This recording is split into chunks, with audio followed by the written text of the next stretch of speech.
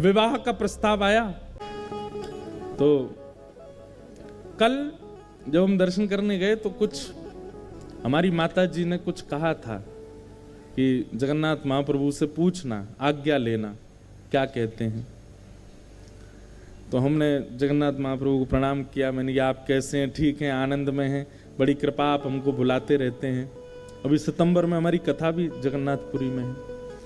तो मैंने कहा आपकी बड़ी कृपा है कि आप दास को बुलाते रहते हैं, भोजन प्रसाद सब प्रेम से पा रहे हैं, आप श्रृंगार खूब बढ़िया करके बैठे हैं। पहले वार्ता हो गई, फिर जो माँ ने कुछ कहा था वो पूछा। मैंने कि महाप्रभु जी ऐसा ऐसा कुछ भाव माँ का है, सब आपको जैसे रुचिकर लगे आप आज्ञा देना।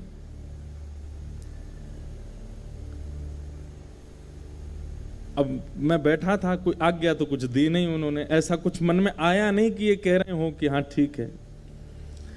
इतने में ही वो पंडा पुजारी जी आए, चलो चलो चलो हरि हरि बोलो, हरि हरि बोलो, चलो उठाने लगे।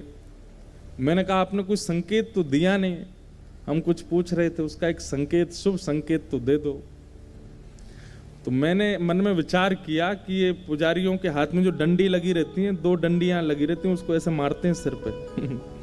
मैंने कहा अगर ये डंडी पड़ी तो समझ जाऊंगा ठाकुर जी मना कर रहे हैं, और अगर कोई ठाकुर जी की प्रसादी माला आ गई तो समझ जाऊंगा हाँ कह रहे हैं। अब बड़ी दुविधा में पड़ जाते हैं कई बार तो, क्योंकि ठाकुर जी बड़े खेलते हैं, ना तो डंडी पड़वाते हैं ना माला ही देते हैं। ले अब तू देख क्या करेगा। तो बस जैसे ही मंदिर से निकलने का भाव आया, अब मैं पीछे मुड़ मुड़ के, देखते ही इतने से हैं, एक तो बाहर से देखो इतने ही दिखते हैं। यहाँ के जगन्नाथ जी तो फिर भी इधर वालों को तो दिख रहे होंगे, इधर वालों को तो कैसे इतने ही दिख रहे होंगे। तो मैंने कि संकेत दे दो कुछ। इतने में ही बस कहा ही था, एक पुजारी जी भीतर थे, वो पहचान गए, दौड़ गए, रुको रुको रुको रुको ब्यास जी रुको रुको रुको रुको, झोली करो। तो मैं वस्त्र आगे किया, उसमें तुलसी जी पधरा दी और फिर ठाकुर जी के श्री अंग का कमल पधरा दी। लो